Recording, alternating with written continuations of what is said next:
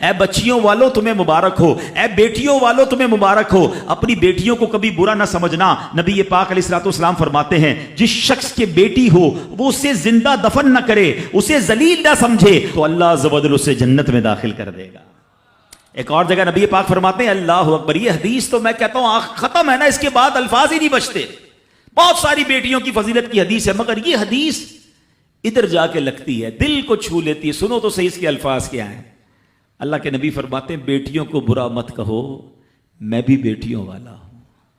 ہائے ہائے، ختم ہو گئی نا بات ہے۔ اللہ کے نبی نے صلی اللہ تعالی وسلم نے اپنی نسبت بیٹیوں کی طرف فرمایا میں بھی بیٹیوں والا ہوں۔ بے شک بیٹیاں تو بہت محبت کرنے والیاں، غم گسار اور بہت زیادہ مہربان ہوتی ہیں۔ سنو بیٹیوں والو اور بہنوں والو، اللہ کے حبیب کیا فرماتے ہیں صلی اللہ تعالی علیہ وسلم، میرے نبی کا فرمان ہے کہ جس کی 3 بیٹیاں یا بہنوں کی اس طرح پرورش کرے، ان کو ادب سکھائے، ان سے مہربانی کا برتاؤ کرے، یہاں تک کہ اللہ عز و جل اسے بے نیاز کر دے، یعنی ان کا نکاح ہو جائے، تو اللہ تعالیٰ اس کے لیے جنت واجب فرما دیتا ہے۔ یہ ارشاد سن کر ایک صحابی کھڑے ہو گئے۔ صحابہ کے سوال بھی بڑے کمال کے ہوتے ہیں۔ یقین کرو ہمارے بہت سارے کام سیدھے جو ہے نا، ہمارے لیے بہت ساری آسانیاں صحابہ کے سوالات نے کر دی۔ اب ہو سکتا ہے یہاں میرا کوئی بھائی ایسا بیٹھا ہو جس کی 3 بیٹیاں نہ ہوں، وہ کہتا ہے میری تو 2 ہیں۔ صحابی نے سوال کیا حضور اگر کسی کی 2 ہوں تو اللہ، اور 2 لڑکیوں کی پرورش کرے تو ارشاد فرمایا اس کے لیے بھی یہی اجر و ثواب ہے۔ راوی فرماتے ہیں یہاں تک کہ اگر ایک بیٹی کا بھی لوگ ذکر کرتے تو نبی پاک اس کے بارے میں یہی فرماتے۔ مگر ایک روایت اور بھی موجود ہے کہ ایک صحابی نے کھڑے ہو کر کہا حضور اگر کسی کی 1 بیٹی ہو، اللہ کے نبی نے فرمایا 1 بیٹی ہو تو بھی جنت واجب ہو جاتی ہے۔ بیٹیوں پر شکایت، بیٹیوں پر منہ چڑھاتے ہو، بیٹیوں پر لڑائی کرتے ہو، اللہ اکبر، یہ تو جنت میں جانے کا ٹکٹ ہے۔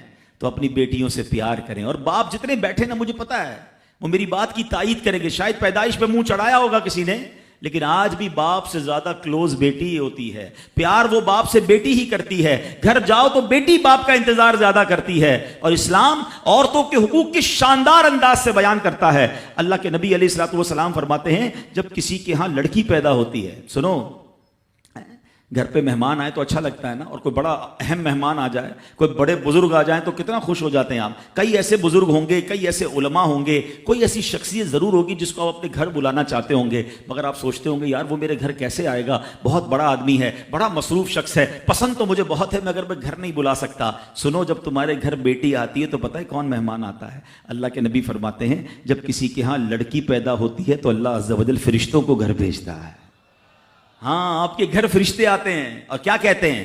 فرشتے آ کر کہتے ہیں اے گھر والوں تم پر سلامتی ہو۔ پھر فرشتے اس بچی کو اپنے پروں کے سائے میں لیتے ہیں، اس کے سر پر ہاتھ پھیرتے ہوئے کہتے ہیں یہ کمزور سی جان ہے جو ایک کمزور جان سے پیدا ہوئی ہے، جو شخص اس کمزور جان کی پرورش کی ذمہ داری لے گا تو قیامت تک مدد خدا اس کے شامل حال رہے گی۔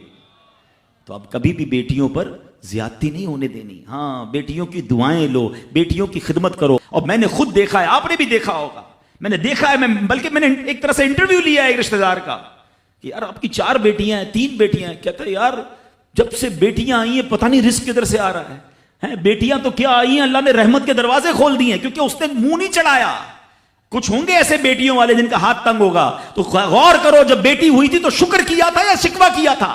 اللہ نے تو بھیجی تھی رحمت تمہارے گھر پہ، تم نے اس وقت بھی اللہ کو ناراض کیا، بیوی کو گالیاں دی، ہنگامہ کیا، اب کہتے ہو رحمت نہیں آ رہی۔ تم نے تو کتنی ناشکری کر لی۔ اگر تم سجدہ شکر ادا کرتے، اللہ کی بارگاہ میں رضا راضی رہتے، اللہ بیٹیاں تو دیتا مگر تم پر رحمت کے اور دروازے بھی کھول دیتا۔ اور ہم نے دیکھا ہے لوگوں کے رزق کو بڑھتے ہوئے۔